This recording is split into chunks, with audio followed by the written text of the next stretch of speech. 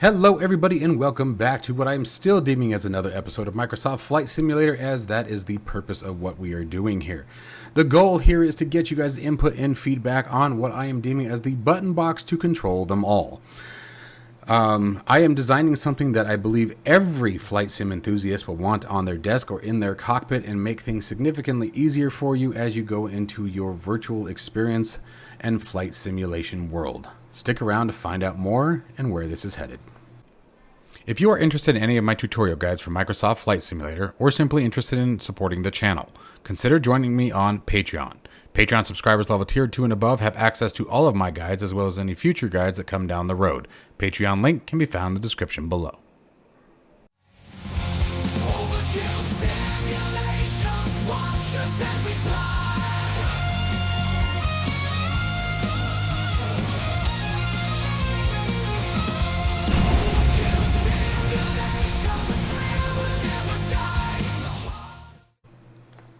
Okay, folks, so by the way, sorry for the lack of webcam. For those of you who enjoy seeing my beautiful face, it is currently in repair, meaning needs to be replaced because my cat got to it, which is why they're not supposed to be in my damn office, but you know, that's just the risk that we take sometimes.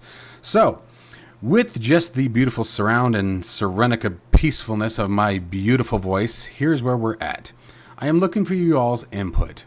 I am trying to design a very awesome but yet compact button box, if you will, or flight control instrument panel switch, if you will, for our flight simulation purposes. Now, before we get into the feedback, I want to remind you guys of two things. One, the idea behind this is that it will work for just about any aircraft. This is not meant to be an aircraft specific, but more and again, always with limitation, but a one and done control box that can be used and mapped with just about any aircraft that currently exists in the sim.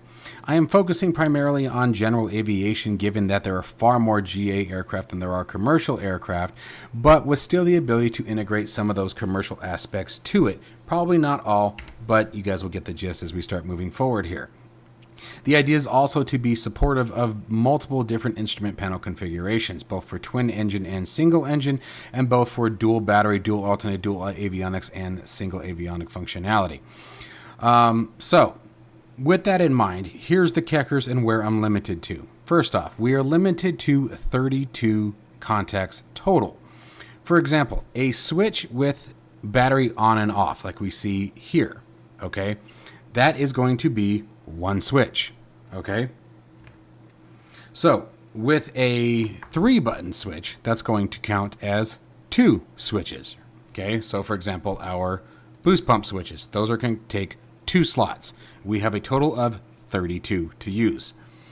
Rotary switches are very hard to come by in the aspect that it was going to function well. And a rotary switch, for example, a 4-position rotary switch would essentially be 2 full switches. If I'm not mistaken, it might be even 3 full switches or 3 full points. So rotary switches, the biggest problem with them is they are very large, is what I'm finding, very hard to come by, and they're very expensive. So as we get into things like fuel selector, which is what I've got here, left, center, and right, okay, the reason why we are using a 3-position switch there is because the rotary switches that I am finding, again, are either very large, very complex, or really expensive. And the idea behind this is I'm trying to, essentially this will be a DIY project. When the STLs are all complete, I will have this available on my Patreon shop if you guys wish to purchase, and that's sort of just to help recoup some of the materials and the effort and time and the hours that have been put into this, but it will be cheap.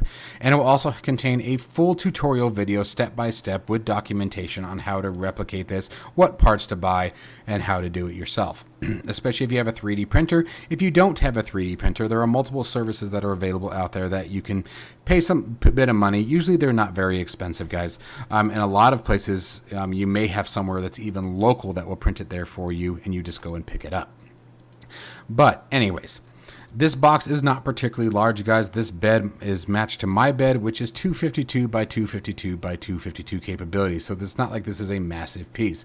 I believe this entire thing, if we were to, for example, switch this down to inches for a moment, we'll switch it back here in a minute. What is that? That would be imperial, yeah? Yep, inches. If we were to click there, it's 7 inches wide. It's about, just over 7 inches. So I want to click that back because whenever we're doing 3D printing, we want to make sure we keep that in millimeters. So anyway, let's make sure, yeah.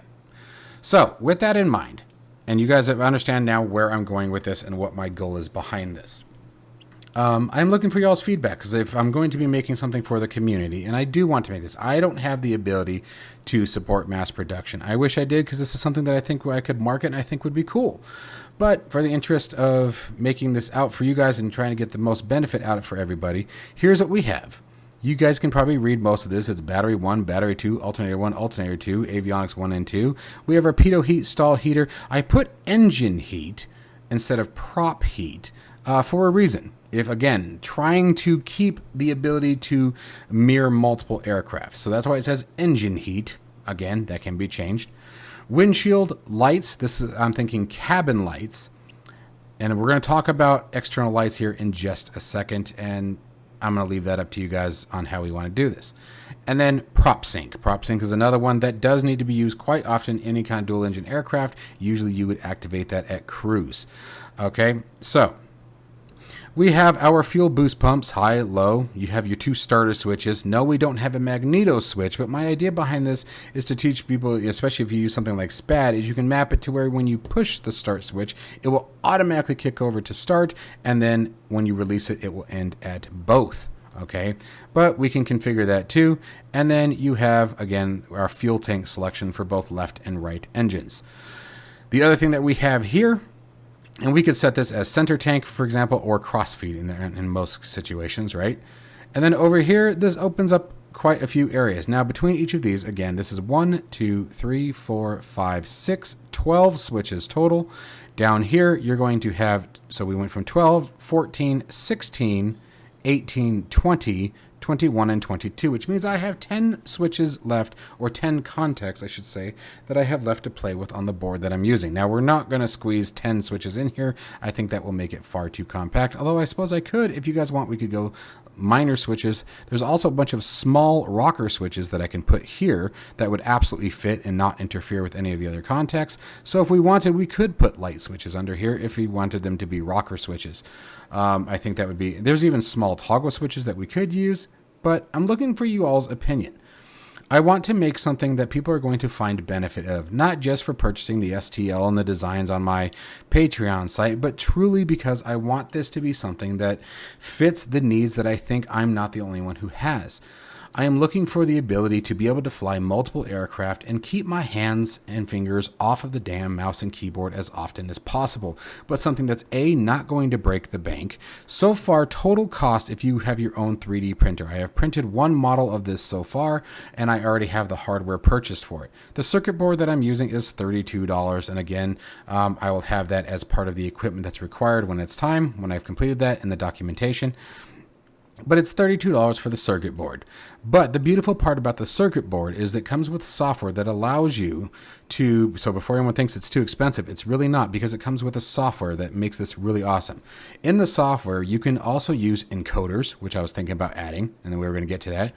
You can designate something as an encoder. You can designate a toggle switch as a momentary or hold switch. So if you needed that contact to remain lit, you can simply go into the software, tell it you want it to be a hold, or tell it you want it to be a toggle. Toggle on both action and release. You can confine or define whether or not the off switch sends a trigger for your 3 possession switches, and it's all done with software.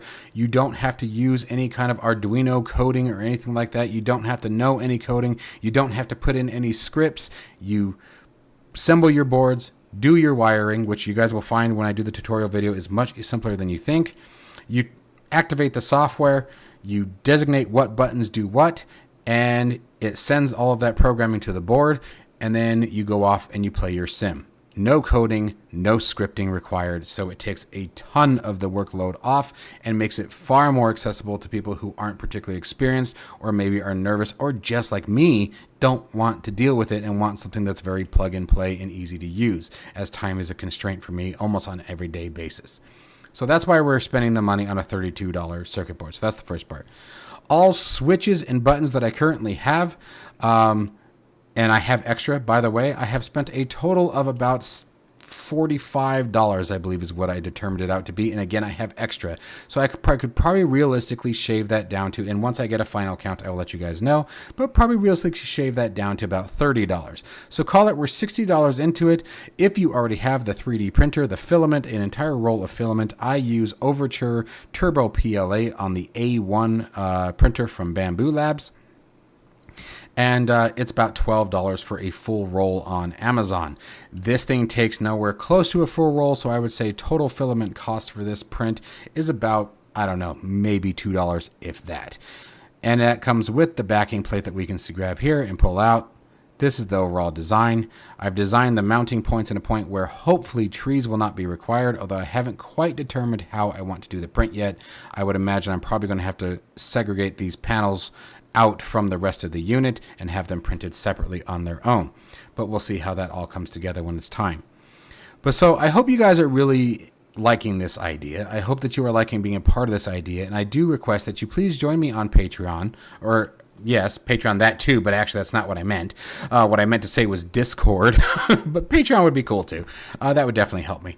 But if you join me on Discord, is a great way to communicate with me direct. I have no problem with any of my viewers or anybody on my Discord messaging me directly. Just remember that I may not always get back to you that same day. This is not a woe is me or anything like that, but I am a single father of 3. I basically work the equivalent of 3 jobs, full-time day job, to YouTube, Patreon documents, maintaining, the house, the kids. My kids are young and little, so, you guys know how it goes, right? It's one of those situations where you wish there was 48 hours in a single day, right? That would make things a lot easier for me, and that any of us had the energy to maintain that. But I digress. So join me on Discord. Please reach out to me if you guys have any great ideas. Please feel free to leave them in the comments down below as well. Of course, I will be paying attention to that. It's just I enjoy the Discord thing a bit more because it makes it a lot easier to communicate back and forth, giving us that interaction and that ability to just talk. I really enjoy talking to everyone. I'm going to be creating a channel in the Discord, a chat channel for button box designs or DIY cockpit designs, something to that effect. You'll know it when you see it. So anyways, I hope that you guys are excited about this. I hope that you're excited about helping me design it, so that way it truly provides the best experience for anyone who would be interested in supporting the build. Again, when it is all complete, I will do a full YouTube video on how to build it and assemble it, and the STLs will be available on Patreon if you guys choose to purchase that. And by the way, again, I'm talking like you would buy the STL for maybe $5 or $10. It's nothing crazy. I'm not going to be charging $30 or $40 just for the print files, nothing like that. Just, just something to sort of help and supplement some of the work and help me. It absolutely, I want you guys to know that anything that comes from Patreon, you are literally supporting me and my family. This is not things that allow me to go on vacations. I have not been on a vacation, on a legitimate vacation, in about 5 years, if it gives you guys the idea. So I don't want you guys to think I'm taking the Patreon money and living large. I'm not. So when I say it helps my family, it literally helps me support my family and my children. Okay? So anyways, as always, guys, thanks for all the support and the love. Thanks for any feedback. The feedback alone is what I am here for, so don't feel like there's obligation to anything else.